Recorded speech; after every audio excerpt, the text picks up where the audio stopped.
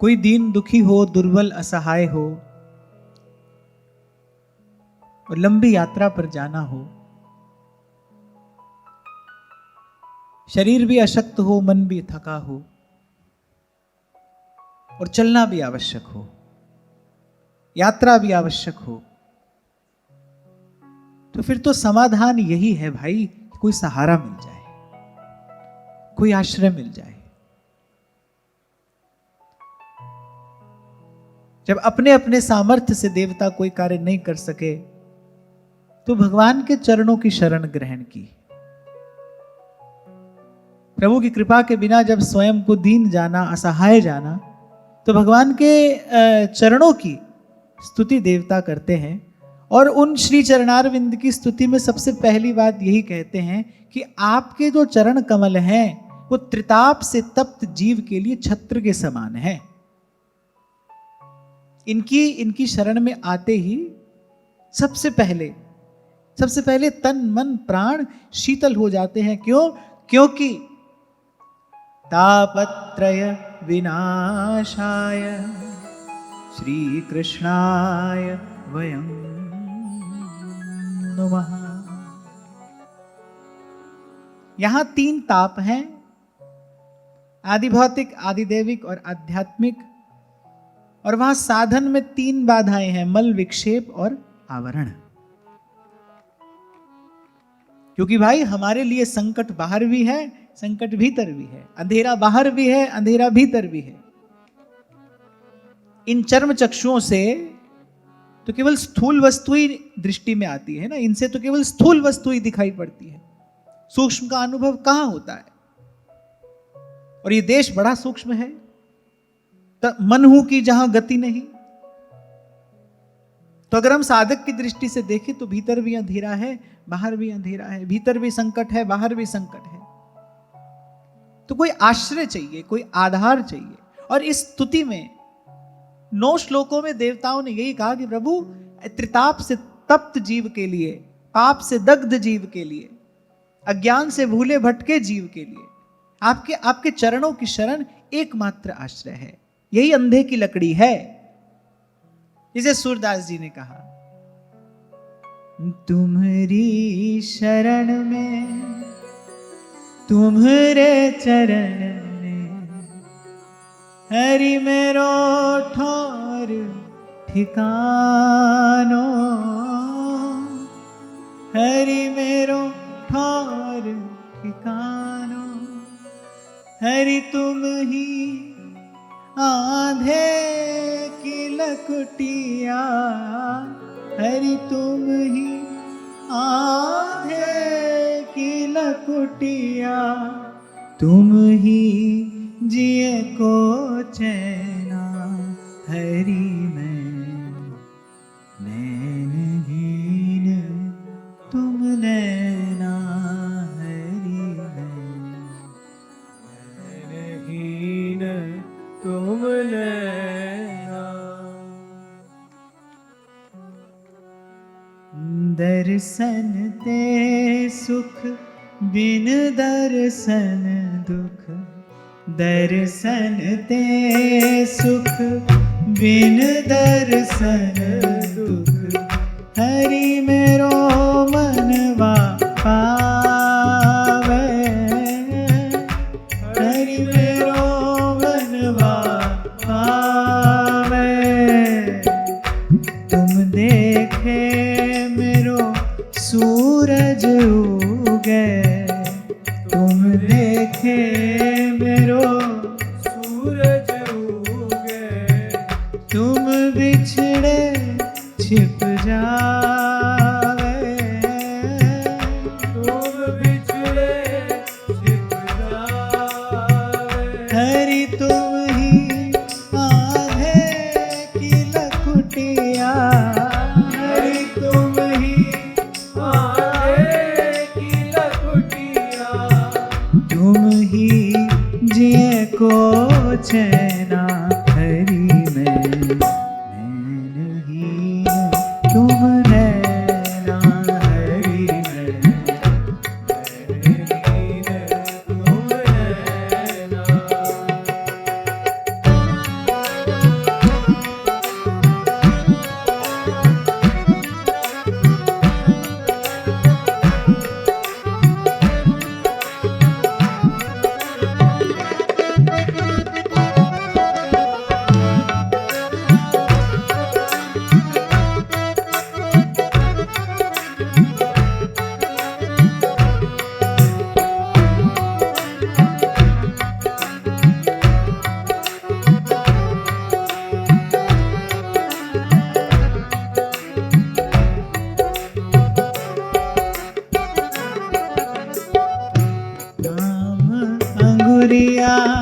जौन डगरिया थाम अंगुरिया, जौन डगरिया ले चालो मोहे जानो,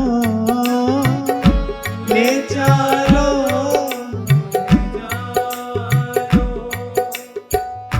तुम्हारी शरण में, तुम्हारे चरण में, तुम्हारी शरण में, तुम्हारे चरण में, हरि मेरो ठौर ठिकानो, हरि मेरो ठौर ठिकानो। सूर पतित को बेग उबारो, सूर पतित को बेग उबारो, नाम रटूं दिन रहना हरि में, नैनहीन तुम नैना हरि में, नैनहीन तुम नैना हरि में, नैनहीन तुम नैना हरि में, नैनहीन तुम नैना। हरि तुम ही आंधे की लकुटिया, हरि तुम ही आंधे की लकुटिया, हरि तुम ही आंधे की लकुटिया, हरि तुम ही आंधे की लकुटिया, तुम ही जिए को चैना हरि में, नैनहीन तुम नैना हरि में, नैनहीन तुम नैना। सूर पतित को बेग उबारो, सूर पतित को बेग उबारो, सूर पतित को बेग उबारो, सूर पतित को बेग उबारो, नाम रटूं दिन रहना हरि में, नैनहीन तुम नैना हरि में, नैनहीन तुम नैना हरि में, नैनहीन तुम नैना हरि में, नैनहीन तुम नैना। और कल ही मैं आपसे कह रहा था कि ये मन तो भाई सदा से साथ है, और जब तक इसको टिकाना मिल नहीं जाता ये साथ रहेगा, तो भाई कोई रहने की ठौर इसको भी तो चाहिए। ऐसे तन सदा नहीं रहता, ऐसे ऐसे तन से संबंधित जो भी वस्तु है वो तो धूप छांव के जैसी है भाई, आती है और जाती है। कोई ठौर कोई ठिकाना मन के लिए भी तो चाहिए। और मानो समझो तो आपका मेरा जो अपना घर है वो तो यही है, प्रभु के चरण है, जीव का जो ठिकाना है। यहां किसी स्त्री पुरुष की बात नहीं हो रही, यहां किसी मूर्ख विद्वान की बात भी नहीं हो रही, यहां हम बात करें जीवात्मा की। जीवात्मा का ठिकाना तो प्रभु के चरण है। कितना कितना दुलराया है भक्तों ने भगवान के चरण को। क्यों? क्योंकि भाई जन्म जन्म से भूले भटके को, जन्म जन्म से बिछड़े को, जन्म जन्म से दुखे जीव को विश्राम यहीं पर आकर तो मिला है, और यहीं मिल सकता है, यहीं मिल सकता है। जैसे सूरदास जी ने कहा ना कि जैसे उड़ी जहाज को पंछी और पुनी जहाज पे आवे, मेरो मन अनंत कहां सुख पावे। कल विराम के क्षणों में यही मैंने आपसे कहा था ना कि मन मधुकर हो जाए, छोड़े नहीं प्रभु के चरण कमल।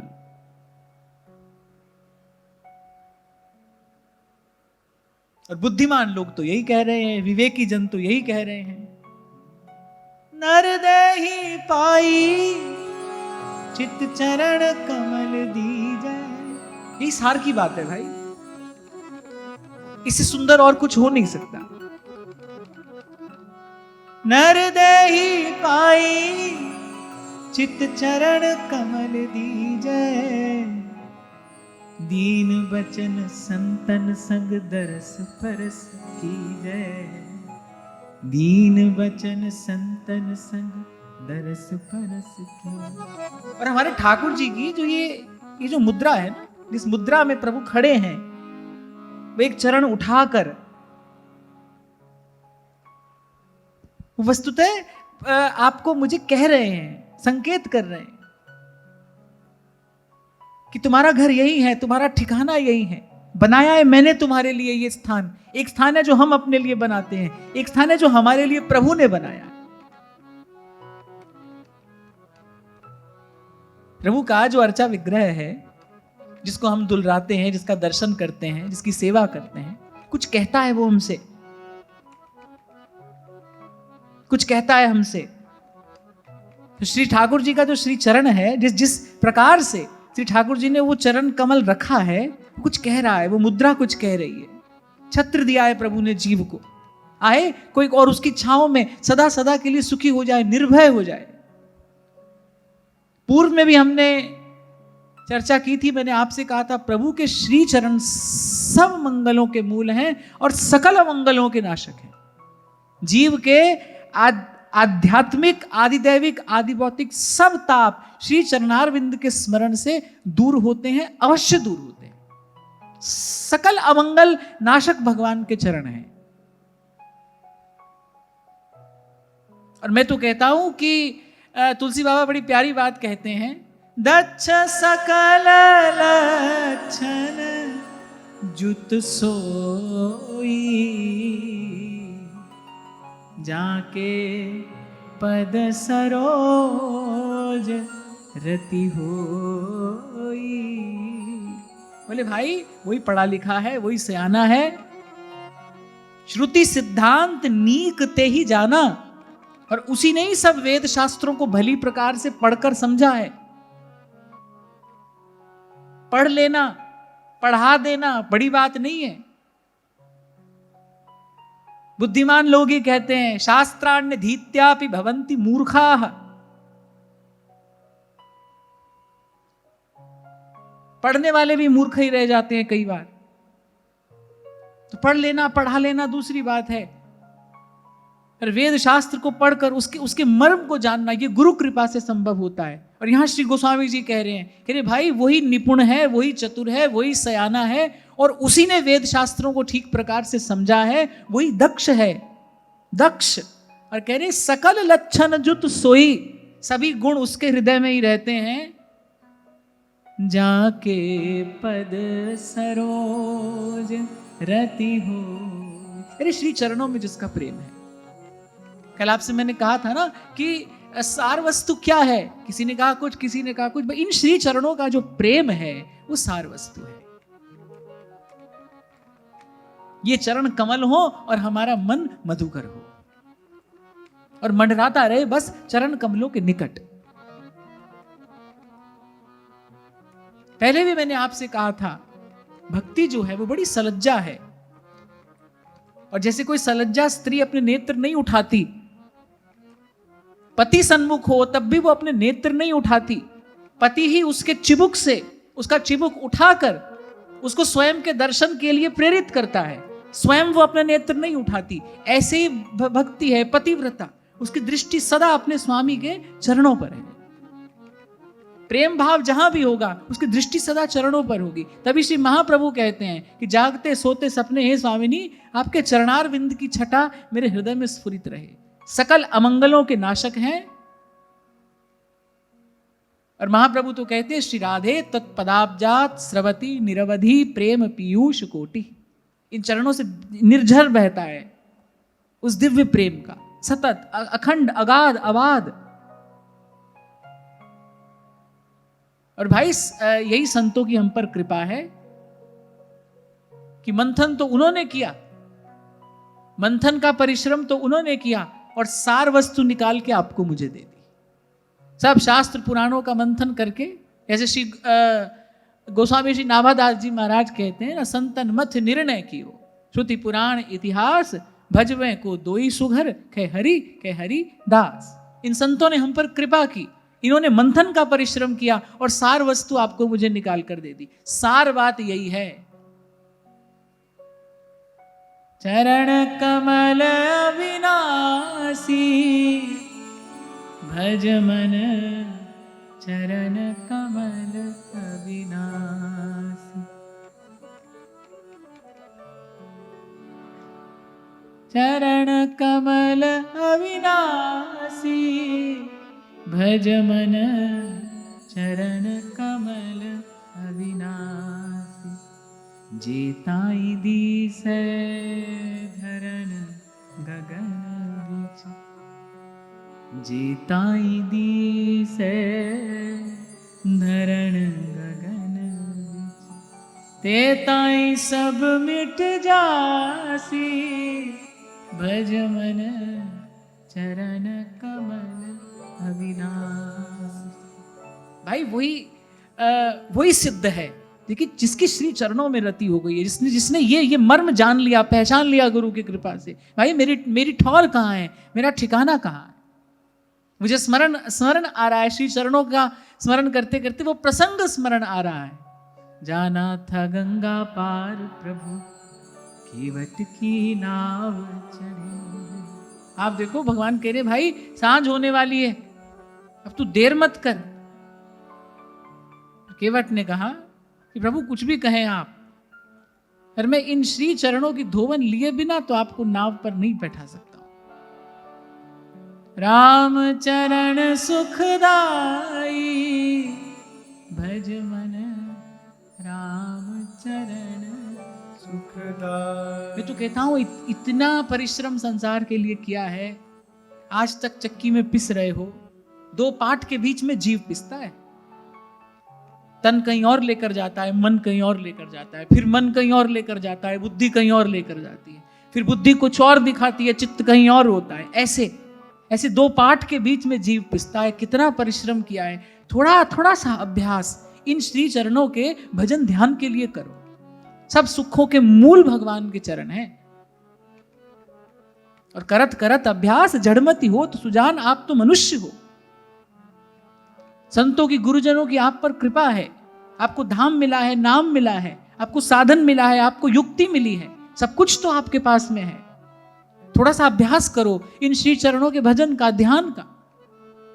और ये जो संत कह रहे हैं स्वयं अपने जीवन में अनुभव करो, देखो। राम चरण सुखदाई, भज मन राम चरण सुखदाई। जिन चरणन की चरण पादुका, भरत रहे लवलाई। जिन चरणन की चरण पादुका, भरत रहे लवलाई। सोई चरण केवट धोइलीन है, तब हरि नाव चढ़ाई, तब हरि नाव चढ़ाई। भज मन राम चरण सुखदाई। मैं जब भी इस प्रसंग का चिंतन करता हूं तो मेरी दृष्टि, केवट की दृष्टि भगवान के चरण कमलों पर है और मेरी दृष्टि रहती है केवट के भाव पर। भाई, उसके पूर्व जन्म की ऐसी कौन सी भक्ति थी? पहले तो प्रभु को पहचाना, पहले तो प्रभु को पहचान लिया कि ये कौन है, क्योंकि तुम्हारी कृपा ने तुद पिछाना और तू मेरी ओट, तू है मेरा माना। भाई, उसके पूर्व जन्म की कोई ऐसी सुदृढ़ भक्ति भावना है जिस पर रीझे हैं कृपा निधान, शील निधान श्री रघुनाथ जी। पहले तो प्रभु को पहचान लिया और फिर पहचानने के बाद भी पहचान लिया, प्रभु को पहचान कर कोई आर्त होता तो कहता प्रभु मुझे मुक्त कर दो, कोई अर्थार्थी होता तो शायद कुछ धन ऐश्वर्य संपत्ति विभूति मांग लेता। पर भाई वो वस्तुतः शुद्ध भक्त है, इसीलिए कहा प्रभु जब तक चरण नहीं धुलाओगे तब तक मैं नौका में आपको बैठा नहीं सकता। और फिर ऐ संत भक्त गाते हैं, केवट दौड़ के जल भर लाया, चरण धोए चरणामृत पाया। केवट दौड़ के जल भर लाया, चरण धोए चरणामृत पाया। वेद ग्रंथ जिनके गुण गाए, केवट उनको नाव चढ़ाए। और फिर बरसे पुष्प गगन से ऐसे, भक्त के भाग बढ़े। जाना था गंगा पार प्रभु, केवट की नाव चढ़े। आप और दूसरी बात, अब आप केवट की भक्ति का दर्शन करिए, उसकी भाव का दर्शन करिए। पहले तो चरणामृत पा लिया, और प्रभु का चरण धोवन क्या है, महादेव अपने मस्तक पर धारण करते हैं। जटा शंकरी नाम परो है, त्रिभुवन तारन आई। त्रिभुवन तारन आई, भज मन राम चरण सुखदाई। सुनाऊं?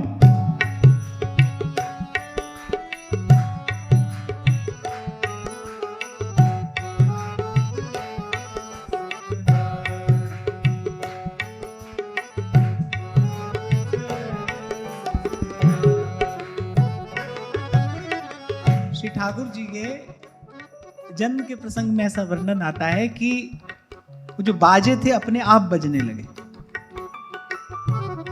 तो ऐसे कभी कभी कथा में भी आपके मेरे हृदय में आनंद स्वरूप प्रभु प्रकट होते हैं। अब जैसे बाजा अपने आप बजने लगा, मैंने नहीं कहा था बजाओ, बजने लगा। राम चरण सुखदाई, भज मन राम चरण सुखदाई। भज मन राम चरण सुखदाई। भज मन राम चरण सुखदाई। भज मन राम चरण सुखदाई।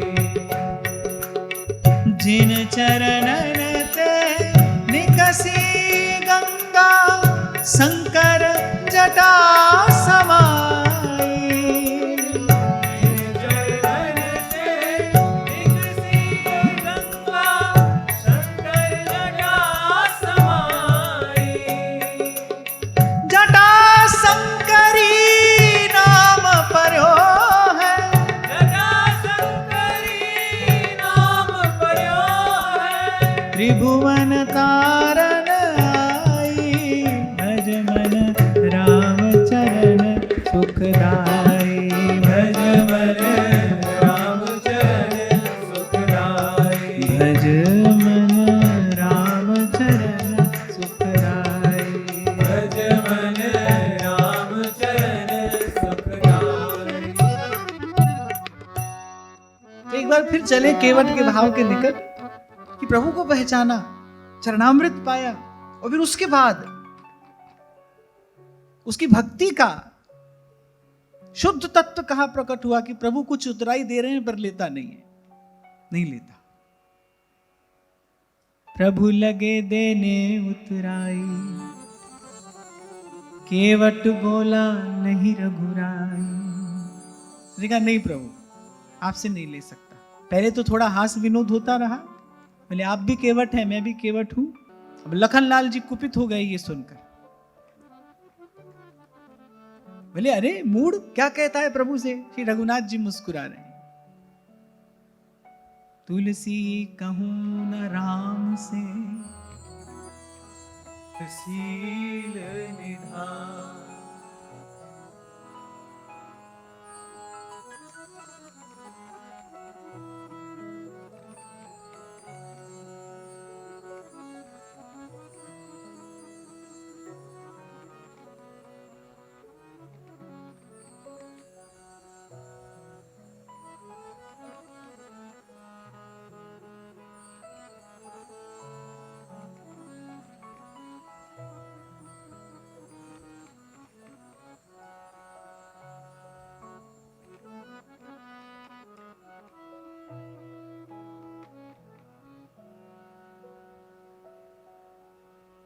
तो प्रभु मुस्कुरा रहे हैं। जगदम्बा कभी रघुनाथ जी की ओर देखती हैं, कभी केवट की ओर देखती हैं।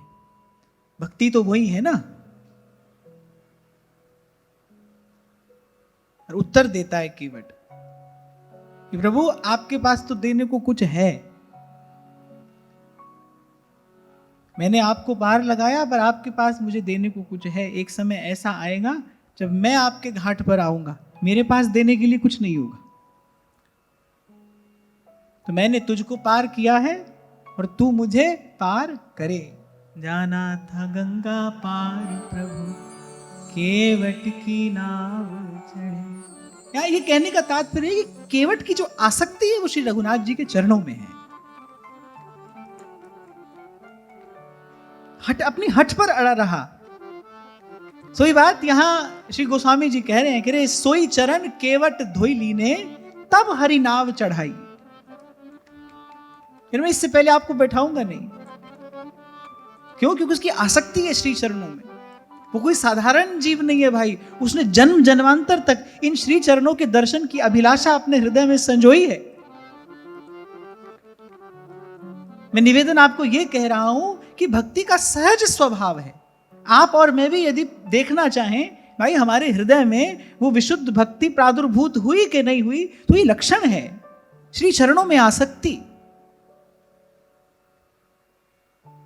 विभीषण जी जा रहे हैं भगवान के पास, पर मन में भाव क्या है? जिन पायन के पादुकन भरत रहे मन लाग, ते पद आज बिलोकी हूँ इन नैनन अब जा। वन में उमंग उत्साह किस बात का है भाई? आज उन चरण युगल का मुझे दर्शन होगा, श्री चरणों का दर्शन होगा। जैसे आपको मैंने छोटा सा उदाहरण दिया ना, एक पतिव्रता स्त्री जो सलज्जा है, उसकी दृष्टि तो पति के चरणों पर ये है। पति जब उसका चिबुक उठाकर उसको अपने मुख दर्शन की प्रेरणा देता है, तब वो मुख का दर्शन करती है। ऐसे ही भक्ति की जो अखंड भावना है वो तो यही है, स्वामी के श्री चरणों से प्रीति, उनकी रति, उनकी आसक्ति। इसीलिए गोस्वामी जी ने कहा दच्छ सकल लक्षण जुत सोई, जाके पद सरोज रति हुई। सब सुख के धाम भी भगवान के चरण हैं, सब अमंगलों के नाशक भी भगवान के चरण हैं, और जीव का परम विश्राम भी भगवान के चरण है। और कल विराम के क्षणों में मैंने आपको निवेदन किया था, श्रीमद् भागवत की महिमा यही है। कोई कथा आएगी मन कहीं जाएगा, पर फिर श्रीमद् भागवत की धारा आपको मुझे बहाकर श्री चरणों के निकट ले आएगी।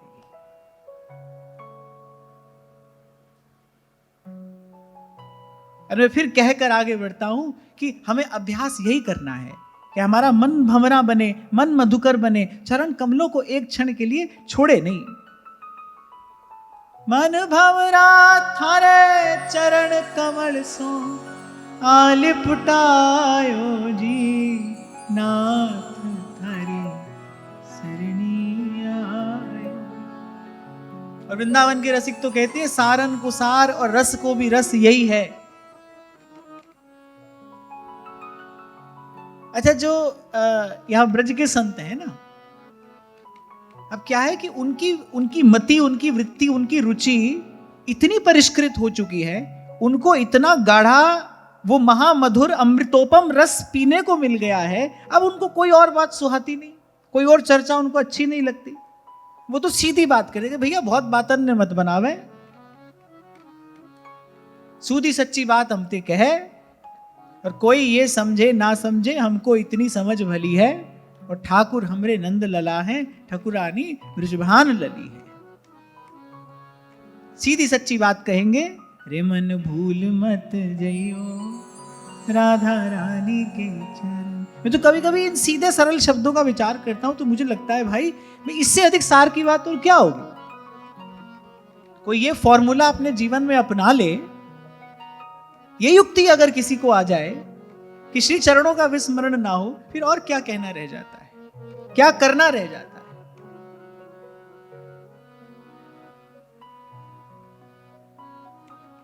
और मैं फिर कह रहा हूं भाई, अभ्यास करोगे तो हो जाएगा। वो संसार, वो जड़ संसार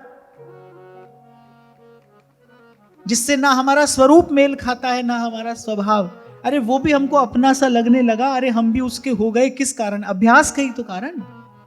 जन्म जन्मांतर का अभ्यास ही तो पक्का हो गया, दृढ़ हो गया। अब कि अब संसार अपना लगता है। भगवान का भजन करने के लिए आसन लगाना पड़ता है, संसार का भजन सहज होता है।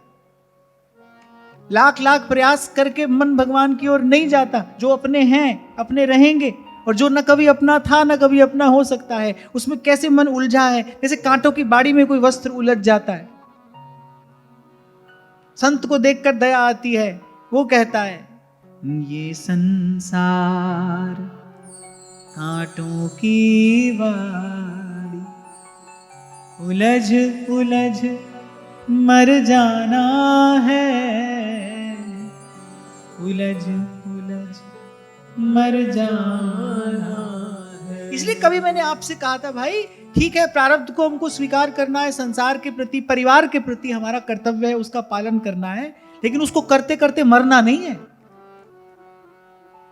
आज मैं देखता हूं कि मानव जीवन की सबसे बड़ी दुविधा यही है, विडंबना यही है कि उसे इस चक्रव्यूह में जाना तो है, उसे घुसना तो आता है, उसे निकलना नहीं आता है। और जब तक चक्रव्यूह से निकलना ना आता उसमें घुसना नहीं चाहिए। आपके शब्दों में कहूं तो there must be an exit plan ready. जाने से पहले उससे निकलना कैसे है, ये सावधानी, ये सजगता आपके भीतर हो, भाई हम इसमें जा रहे हैं कि निकलेंगे कैसे। अब पड़ गए, गृहस्थी में पड़ गए, कोई बात नहीं, गृहस्थी में ही भगवान भी जन्मते हैं, गृहस्थी में ही भक्त भी जन्मते हैं, कोई बात नहीं, पर भाई ने उसमें पड़े नहीं रहना है। हमारे यहां बड़ी सुंदर व्यवस्था थी ना कि गृहस्थ आश्रम में प्रवेश भी होगा, पर फिर वो गृहस्थ आश्रम से वानप्रस्थ की ओर भी चला जाएगा, फिर वानप्रस्थ से कोई सन्यासी भी होगा। बूढ़े हो गए, शरीर जर्जर हो गया, इंद्रियां अशक्त हो गई, अभी भी हम तुम्हारे तुम हमारे इसी में लगे हो, हमने तुम्हारे लिए जीवन लगा दिया, तुमने हमारे लिए ये किया, हमने नहीं किया, तुमने नहीं किया, हमने किया, यही गाना चल रहा है। अरे आप कुछ काल के लिए गृहस्थ आश्रम में आपने प्रवेश किया, आप अपनी ओर से, अपनी ईमानदारी से आपने अपने कर्तव्य का पालन किया। अब भाई वहां से आगे भी तो बढ़ना है। इसको कहते हैं गति ना होना, गति रुक जाना, जीवन की गति रुक जाना। तब आकर संत की आवश्यकता पड़ती है, क्योंकि भाई उस गृहस्थ का, उस व्यवहार का प्रभाव ऐसा है। सुग्रीव जी भी भूल गए, भगवान को दिया हुआ वचन भूल गए, फिर हनुमान जी ने आकर समझाया ना। तो विस्मृति हो जाना बड़ा स्वाभाविक है।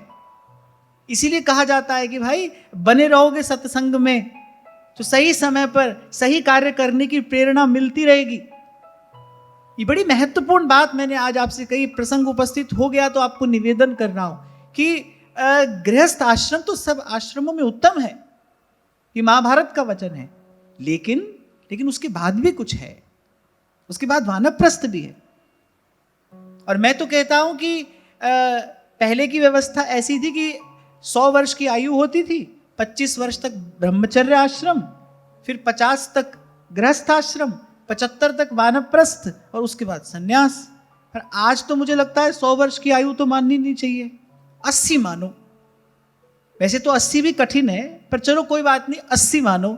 80 मानो तो फिर तो भाई 40 में वानप्रस्थ का विचार तो आरंभ हो जाना चाहिए,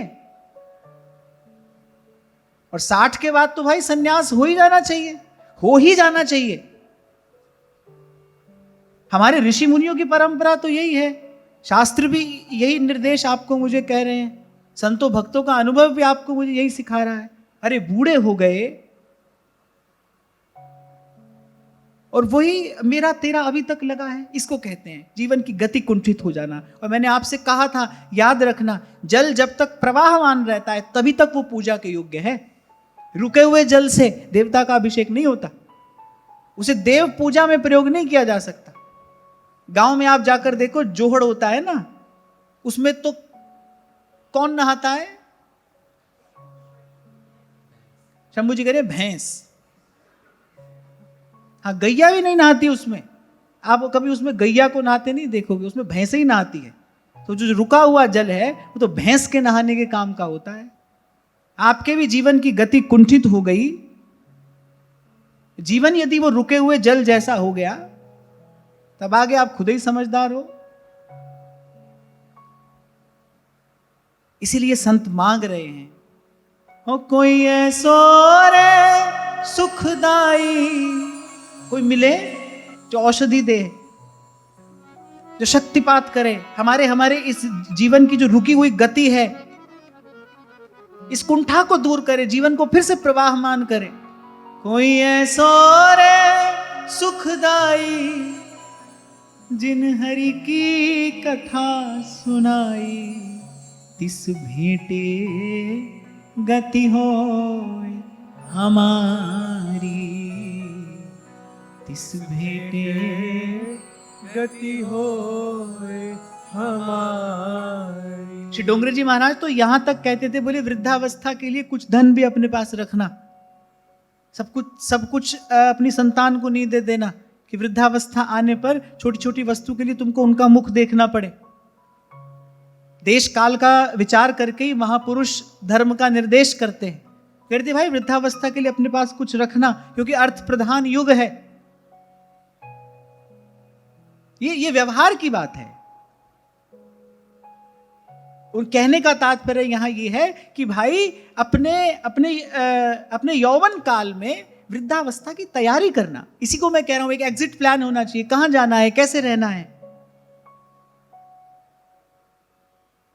नहीं तो जन्म जन्म मुनि जतन कराए, अंतराम कहीं आवत ना। और कल ही मैं आपसे कह रहा था, श्रीमद् भागवत का वाक्य है, भव प्रदाम गेहरतिं छिनत्ति। ये कथा बार बार संसार में डालने वाली जो गेहा शक्ति है, गृहा शक्ति है, उसका छेदन करने वाली है। अर्थात बार बार संसार में कौन डालता है, घर में जो आसक्ति, जो ममता है, वो खींच खींच कर लाती है वहां। आपको मैंने शायद बताया भी था बहुत बरस पहले, हम बाबा विश्वनाथ को कथा सुना रहे थे काशी में, और अंतिम दिन वो जो आयोजक लोग थे अपने घर की बड़ी वृद्ध माता को लेकर आए।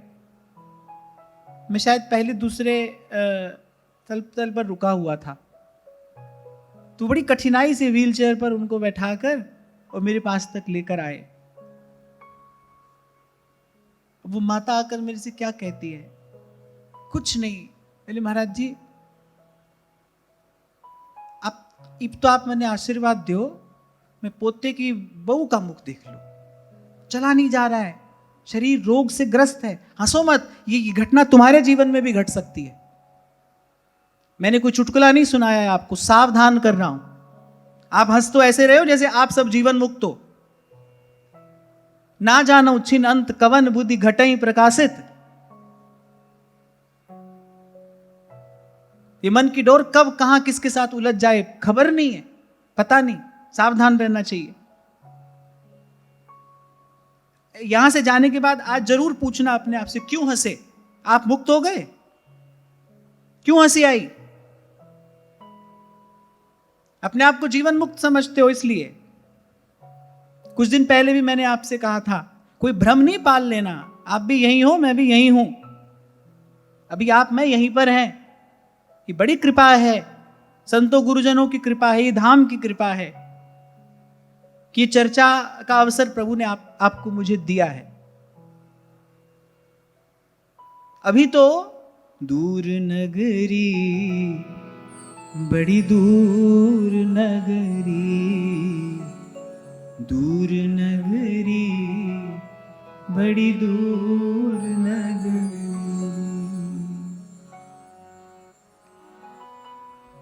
क्या होता है ना, यहां से हमारी ये ऐसी छोटी छोटी जो चेष्टाएं होती है ना, ये जो छोटी छोटी चेष्टाएं होती है ना, ये हमारी वास्तविक स्थिति का परिचय दे देती है। चलते चलते किसी का पांव फिसला, कोई गिर गया, प्राय करके क्या होता है, किसी को गिरता देखकर कोई व्यक्ति हंस पड़ता है। क्यों हंसे भाई?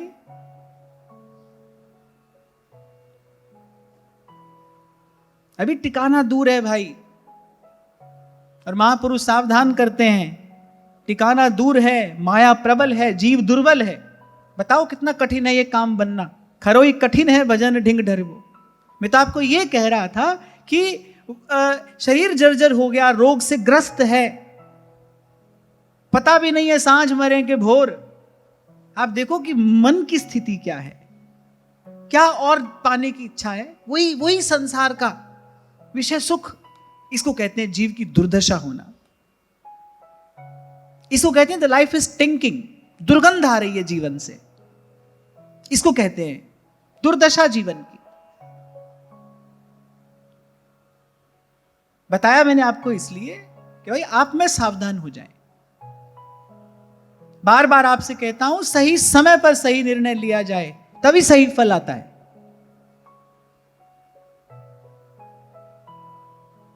तो 40 के बाद तो वानप्रस्थ का विचार आरंभ हो जाना चाहिए। मैं ये तो नहीं कह रहा घर से निकल पड़ना, पर वानप्रस्थ का विचार आरंभ हो जाना चाहिए। क्योंकि बिखरे मन को धीरे धीरे समेटना पड़ता है। घर बिखरा हो तो थोड़ी देर लगती है ना समेटने में, ऐसे मन भी बिखरा है, देर लगेगी समेटने में। तो समेटना आरंभ करना। हां, पर मैं ये अवश्य कहता हूं कि 60 वर्ष के बाद तो भाई भगवान के धाम की शरण ले लेनी चाहिए, फिर नहीं देखना चाहिए पीछे। और यह भी नहीं सोचना कि भाई सब सही होगा तो जाएंगे। नहीं, सही यहां कभी नहीं होता है। जो जहां है जैसा है उसको वहीं छोड़कर चलना। ये तो नदी नाव संजोग था भाई, आपका इतना ही संयोग प्रभु ने लिखा था, हो गया, अब चलो।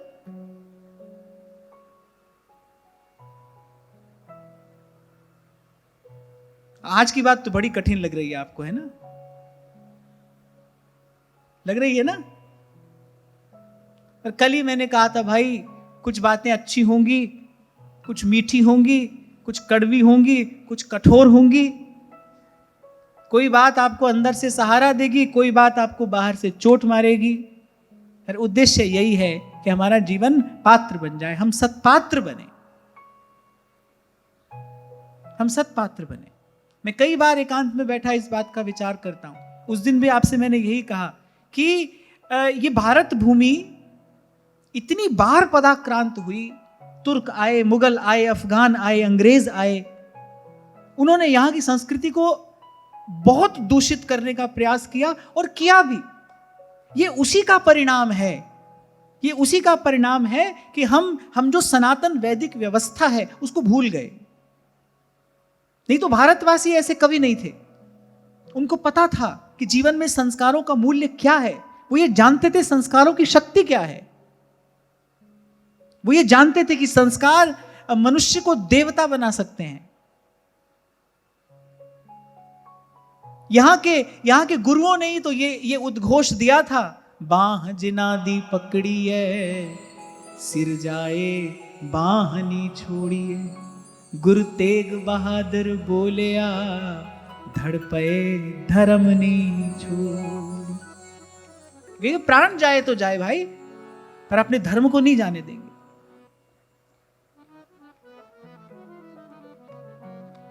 कोई बात नहीं,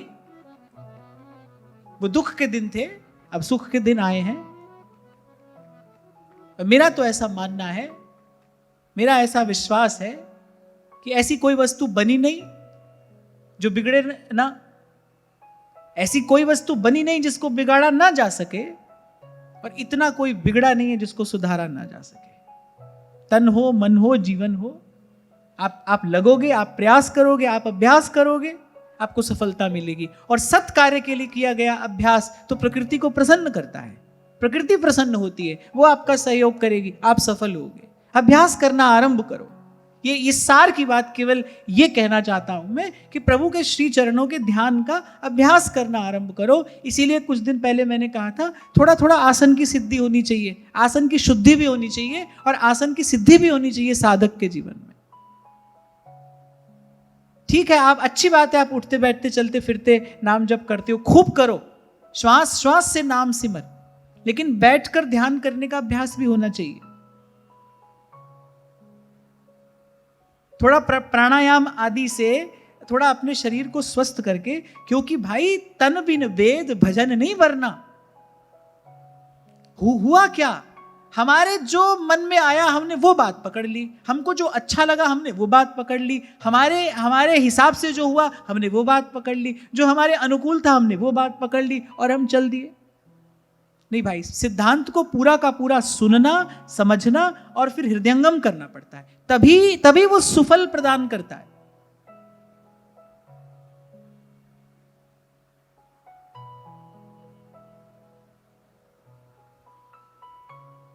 तो थोड़ा प्राणायाम आदि से अपने श्वास की गति पर नियंत्रण पाकर इससे मन शांत होता है। थोड़ा सा प्राणायाम का अभ्यास करोगे, क्या होगा, मन भी शांत होगा, शरीर भी स्वस्थ रहेगा। हाँ, इतना मैं आपको जरूर कह दूं भाई, शरीर आपका रोगी पड़ा है, आप सोचो कि हम तो मन से पहुंच जाएंगे प्रिया जी के चरणों में। नहीं, ऐसा होता नहीं भाई, ऐसा नहीं होता। ये जो महिमा शास्त्रों पुराणों में गाई गई है, किसकी गाई गई है? बड़े भाग मानुष तन पाए, मनुष्य के शरीर की महिमा है ना ये। क्यों? क्योंकि इससे धर्म साधन होता है, परम धर्म का साधन इस शरीर से किया जा सकता है। इसीलिए गोस्वामी जी ने कहा तन बिन वेद भजन नहीं वरना। शरीर के बिना कैसे भजन करोगे? मुक्तात्माएं भी शरीर ग्रहण कर ही तो आती हैं इस संसार में, तब भगवान का भजन करती हैं। भगवान शंकराचार्य कह रहे हैं मुक्तया अपि विग्रहम कृत्वा, शरीर धारण करके तंग भजनते, उसका भजन करते हैं, तो शरीर धारण करके। तो इसका भी ध्यान रखना है, थोड़ी इसकी भी संभाल करनी है। विषय भोगने के लिए नहीं, भजन करना है भाई, सेवा करना है। और हमारे महाप्रभु जी ने जो रीति आपको मुझे दी, हमारे महाप्रभु जी ने आपको मुझे जो मार्ग दिया है, भोर भय से सांझ ढरे तक सेवा को ही नेम हमारो। वहां तो सहचरी बिल्कुल तत्पर सदा ठाड़ी है प्रिया प्रीतम की सेवा में, जाने श्री जी की कब क्या इच्छा हो जाए। तो भोर भय से सांझ ढरे तक सेवा कोई नेम हमारा। नित्य की सेवा है सो तो है ही, और हमारे राधा वल्लभ लाल तो उत्सव विग्रह हैं, हर दिन कोई ना कोई उत्सव है।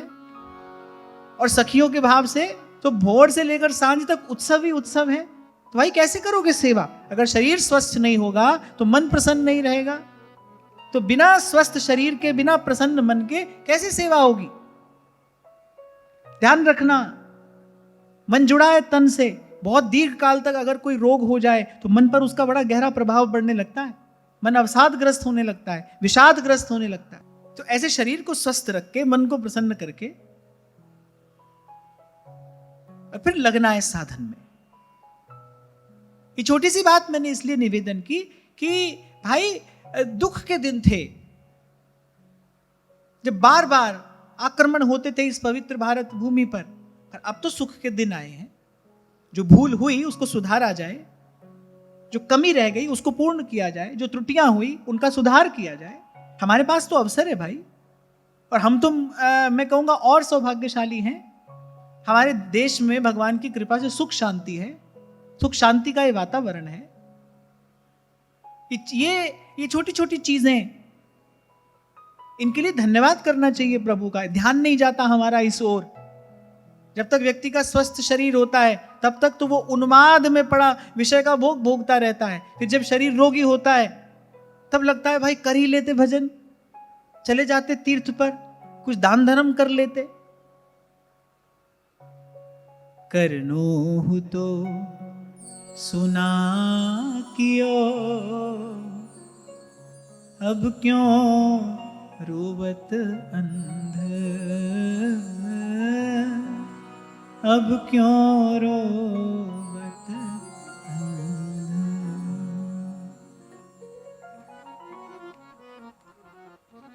ये बात मैं क्यों कह रहा था? श्री चरणों के ध्यान का अभ्यास करना है, और अभ्यास के लिए आसन की शुद्धि भी चाहिए, आसन की सिद्धि भी चाहिए। तभी तो उस दिन कह रहा था भाई, छोटी छोटी उम्र के बच्चे यहाँ पर बैठते हैं, मैं देखता हूँ, बड़ा कठिन हो जाता है उनके लिए 1.5 घंटा सीधा बैठना, बैठ नहीं पाते, टांग यहाँ से हिलाई वहां से हिलाई, ऐसे उठे ऐसे बैठे, कहाँ बैठ पाते हैं।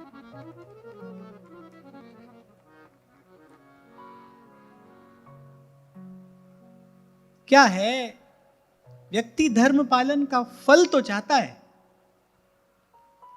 लेकिन धर्म पालन नहीं करना चाहता है। हम चाहते हैं हमको भगवान तो मिले, लेकिन भगवान से मिलने के लिए संतों भक्तों ने क्या किया है वो हम नहीं करना चाहते, उस पर हमारी दृष्टि नहीं जाती, उस पर हमारा ध्यान नहीं जाता है।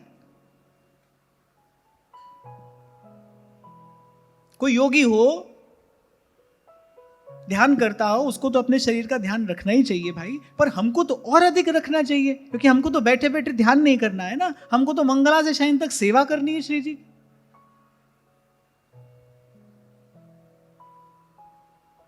और जैसे मैंने आपसे कहा कि भाई थोड़ा बहुत प्राणायाम करके श्वास की गति को साधना चाहिए। क्यों? क्योंकि मुख्य शक्ति तो प्राण शक्ति है ना, प्राणायाम से प्राण शक्ति को और बल मिलता है, प्राण शक्ति और विकसित होती है।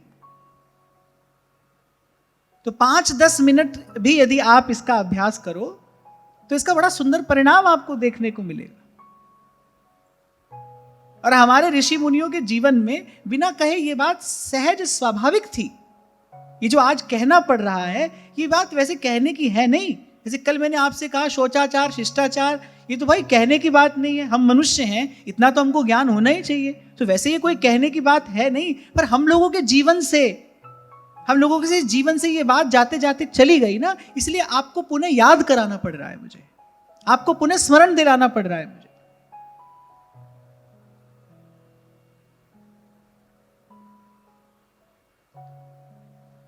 थोड़ी देर बैठो किसी शांत स्थान पर, एकांत में सुखासन लगा कर बैठो, नाम जप करते करते इस प्रकार का ध्यान, इस प्रकार की भावना आपके तन मन को शीतल करेगी। आप में एक दिव्य ओज का, एक शक्ति का, एक उत्साह का संचार करेगी कि मेरे हृदय कमल पर भगवान के सुंदर चरण कमल विराजमान हैं।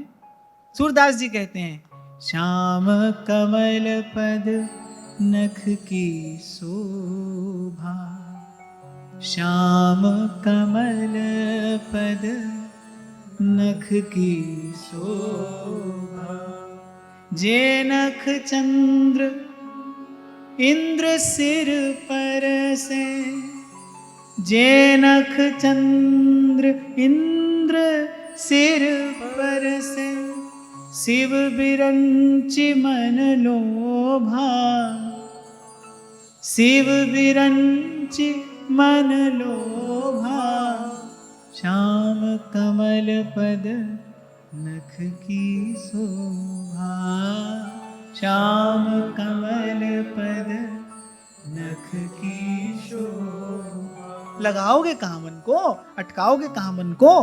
कोई अधिष्ठान तो मन को देना पड़ेगा, कोई टिकाना तो दोगे मन को। जहां से आज चर्चा आरंभ हुई, भाई जीव का टिकाना तो यही चरण है। तुम्हारी शरण में, तुम्हारे चरण में हरि मेरो ठौर ठिकानो। आज तो मन भी, चर्चा भी, भाव भी, वृत्ति भी श्री चरणों के ही तो निकट है। मैं आपको यही तो कह रहा था भाई, सब भक्तों के प्राण तो प्रभु के चरण हैं, इन चरणों को नहीं छोड़ते वो। और हमको इस बिखरे हुए मन को धीरे धीरे अभ्यास से लाना है प्रभु के चरणों के निकट। हमारे जीवन के भी अमंगल दूर हों, काम, क्रोध, लोभ, मोह, अहंकार, ईर्ष्या, मद, मात्सर्य, ये जो नरक के द्वार हमारे लिए खुले हैं। गोस्वामी जी कहते हैं, काम, क्रोध, मद, लोभ सब नाथ नरक के पंथ, इन परिहर रघुबीर भजहु भजहि जेहि संत। आप देखो गोस्वामी जी इसे नरक का द्वार कह रहे हैं, और भाई हमारे जीवन में तो दरवाजे खुले ही हैं। काम, क्रोध, मद, लोभ सब नाथ नरक के पंथ। महापुरुषों की वाणी है कि इस मनुष्य शरीर को पाकर पतन भी हो सकता है और उत्थान भी हो सकता है। श्रीमद् भागवत कहती है, मोक्ष द्वारम पावृतम, यही मानव शरीर मोक्ष का खुला हुआ द्वार भी है, और यहीं से पतन के किसी गहरे अंधकार में भी तो जीव गिर सकता है। ये नरक के द्वार भी खुले हैं। इन परिहरि रघुवीर ही भजहि भजहु जेहि संत।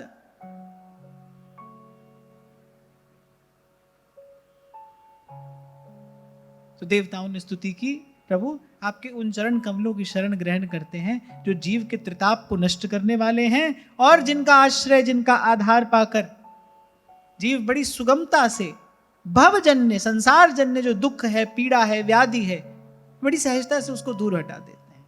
आगे कहते हैं, मार्गन्तियते मुख पद्मनीडैश्छन्दः सुपर्णैर्ऋषयो विविक्ते यस्यागमरशोदसरिद्वराया पदं पदं तीर्थपदः प्रपन्ना पदं पदं तीर्थपदः प्रपन्ना। देवताओं ने कहा कि मुनिजन एकांत स्थान में बैठकर, वो सुनते तो वेदों की ऋचाएं हैं, लेकिन वेदों की ऋचाओं का अंतिम तात्पर्य क्या है प्रभु? आपके यही चरण कमल तो हैं। कह रहे वो वेद पाठी ऋषि भी वेदों का पाठ कर करके वस्तुतः ढूंढ क्या रहे हैं? ढूंढ तो आपके चरण कमलों को ही रहे हैं। हमारे श्री महाप्रभु जी ने श्री सुधानिधि में इस बात का एक संकेत किया है, तथोपनिषदाम हृदयेव विद्योतते सा राधा चरणद्वयी मम गतिर्लास्यैक लीला मई। कहा उपनिषदों के हृदय में गूढ़ रूप से, गुप्त रूप से विराजमान क्या है? कह रहे श्री जी के चरण कमल ही तो विराजमान है।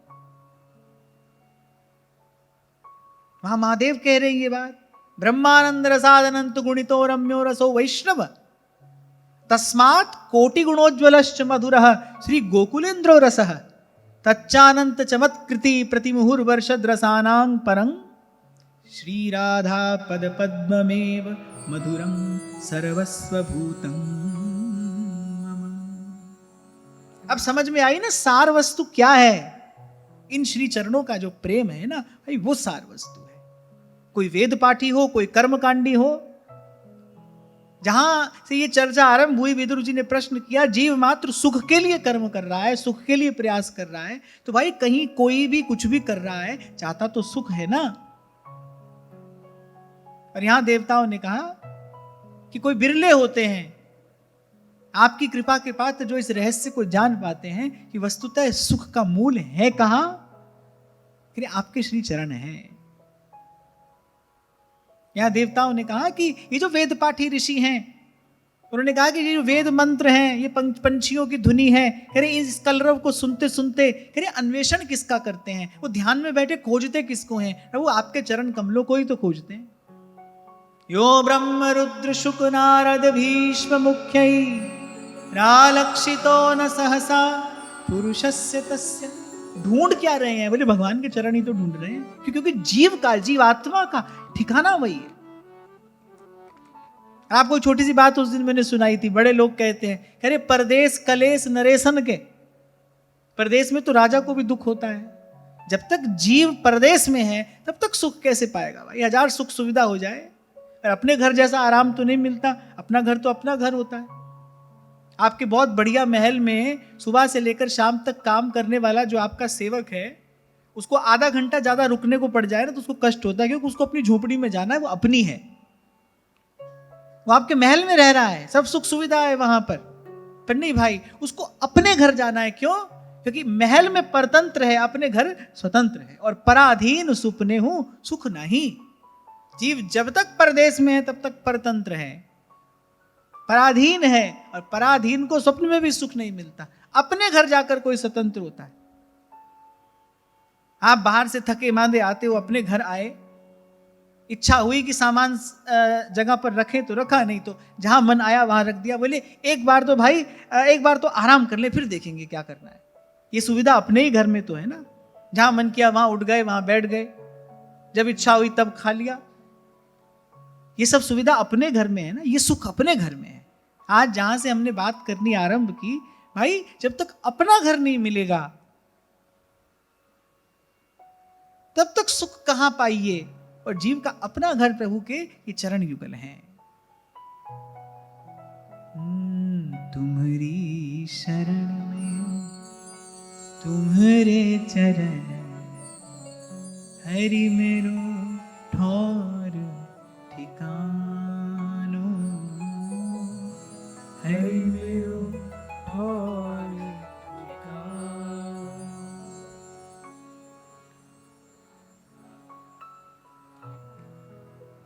और कामादि खल दल गंजनम, ऐसे भगवान के चरण है।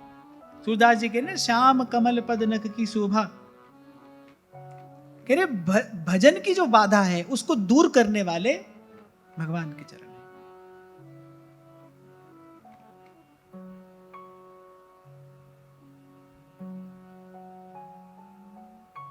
जे पद भजन भजन खलनासत, रमा हृदय जे परसत।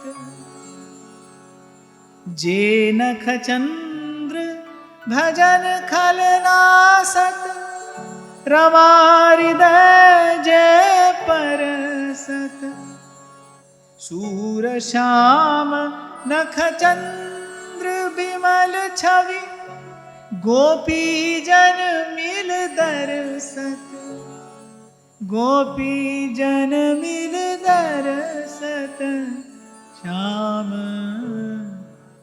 कमल पद नख की शोभा। श्याम कमल पद नख की शोभा।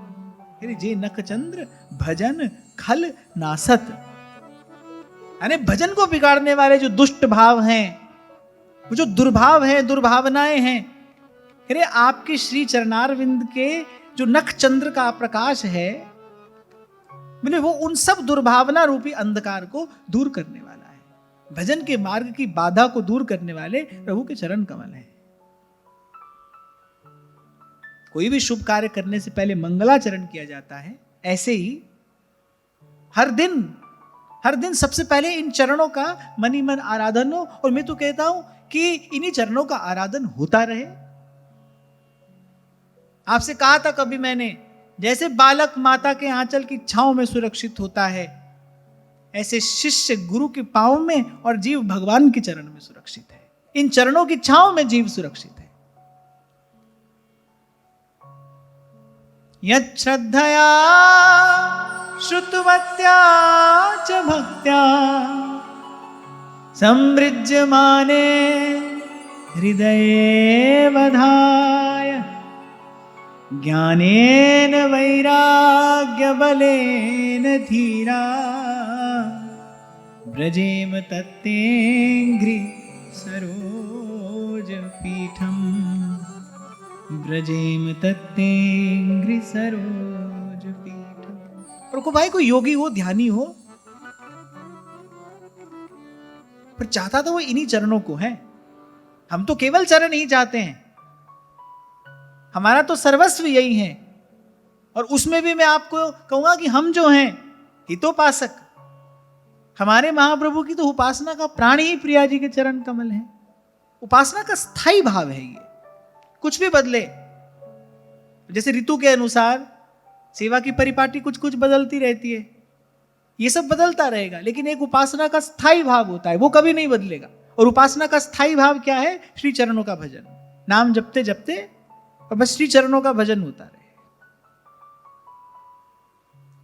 और अभ्यास मैंने क्यों कहा?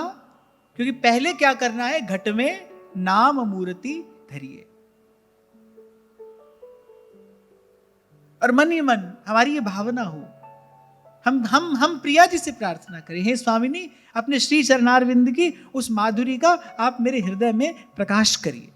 और प्रिया जी ऐसा करती हैं। ऐसा भी महाप्रभु ने सुधानिधि जी में कहा, यस्या प्रेम घनाकृते पदनख ज्योत्सना भरस्नापित, स्वांता नाम समुदेति कापि सरसा भक्ति चमत्कारिणी।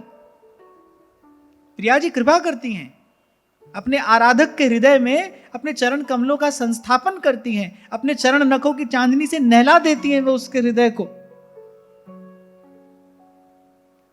अभी हम बड़भागी हैं, हमको आराध्या के रूप में श्री प्रिया जी मिली हैं। वृषभान की किशोरी सो तो गैयन ते भोरी, प्रीति जान के थोरी तोहे रखेंगी शरण। कैसे हमारा रंज सा भाव मात्र देखकर श्री जी ने हमको अपनी शरण में रख लिया। हमारा रंज सा भाव देखकर श्री जी ने अपनी शरण में रख लिया। प्रीति जान के हूं थोड़ी तो ही राखेगी शरण। इसीलिए मैंने कहा भाई थोड़ा अभ्यास करने का प्रयास करो। बड़ी मेहनत संसार के लिए करते हो, थोड़ी भजन के लिए भी करो। वहां तो कुछ नहीं मिला, यहां अवश्य मिलेगा, यहां अवश्य मिलेगा। और इस प्रकार गुरुजनों की आज्ञा में रहकर किए हुए भजन से पल भर का ऐसा भजन भारे पाप भगाए। ये बात मैं आपको प्रेरित करने के लिए कह रहा हूं, ये बात मैं आपको प्रोत्साहित करने के लिए कह रहा हूं। भजन के प्रति जो आपका उत्साह है वो बढ़े। आप कहते हो नहीं होता, नहीं होता, नहीं भाई होगा, अवश्य होगा, क्यों नहीं होगा। ये जो सब बातें हम कह सुन रहे हैं, सब बातें ही हैं क्या?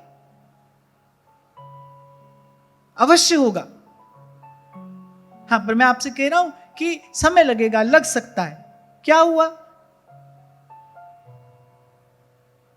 संसार के लिए कितना परिश्रम हमने किया, आज तक कर ही रहे हैं, पच रहे हैं, मर रहे हैं। क्या हुआ? थोड़ा सा परिश्रम भजन के लिए करो। भगवान तो भाव के भूखे हैं, हमारे प्रभु तो ऐसे हैं, हमारे प्रभु तो ऐसे हैं। अरे ये सब बातें आपके मन को साधन विमुख करने के लिए नहीं है, ये बातें आपको भीतर से दुर्बल बनाने के लिए नहीं है।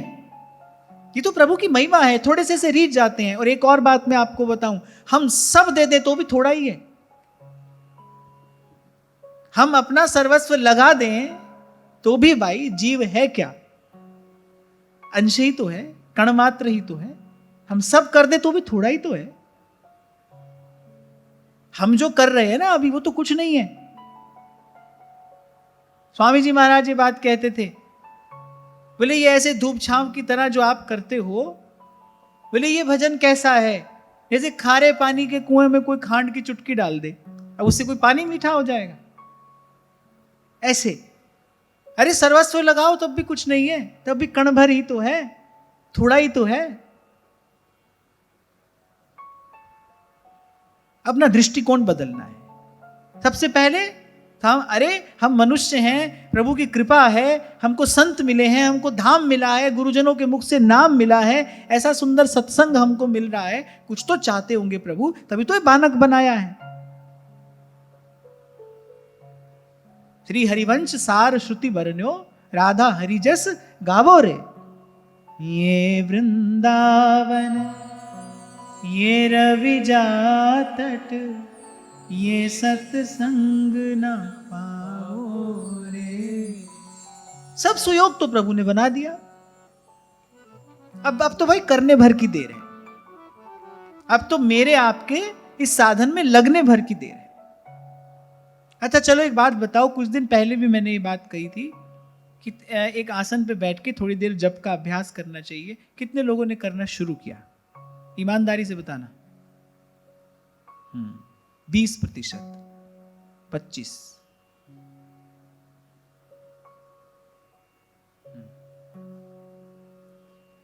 इसलिए कह रहा हूं भाई, करोगे तो होगा। मेरे कहते रहने से, आपके सुनते रहने से नहीं होगा। कहत सुनत दशा हृदय नहीं आवे, करने से होगा। और बार बार कह रहा हूं, कर सकते हो आप। और जुगनते कमल नयन, कलिजुग बहुत कृपा करी। भगवान ने बड़ी कृपा की है। आप मुझे कोई उपदेशक ना मानकर, कोई आचार्य ना मानकर, आप मुझे अपना मानकर मेरी ये बात मान लो कि बड़े थोड़े से भगवान मिल जाते हैं। और बुद्धिमान वही होता है जो अवसर का लाभ उठा ले। वही बुद्धिमान है जो हाथ आए अवसर का पूरा पूरा लाभ उठा ले। इस अवसर का पूरा पूरा लाभ लो। और आपको कुछ काल पहले एक बात मैंने कही थी, महाराज श्री से मैंने सुनी थी। बात बहुत अच्छी है, पते की है और काम की है कि भाई आज भजन करो और ठाकुर जी से कहो प्रभु इसकी कृपा से कल हो जाए, बस। और ज्यादा कुछ सोचने की आवश्यकता नहीं है। आज 5 मिनट बैठो, कल 6 बैठना, फिर 7 बैठना। ऐसे धीरे धीरे आगे बढ़ो, आरंभ तो करो। और मैं फिर कह रहा हूं आपको, इसका परिणाम देखने को मिलेगा। आपको, आप देखोगे, आप अपने भीतर वो उजास होती देखोगे। मेरे ये शब्द आपको याद आएंगे। मैं कहा करता हूं आपसे, ये लम्हा तो आके गुजर जाएगा, पर इन लम्हों का एक दिन असर आएगा। क्योंकि मैं जिस साधन में आपको लगने के लिए कह रहा हूं वो अमोघ है, वो किसी भी प्रकार से निष्फल हो नहीं सकता, हो ही नहीं सकता। आज शरीर में थोड़ी सामर्थ्य है, शक्ति है, शरीर स्वस्थ है, मन प्रसन्न है, तो आज लगिए इसमें।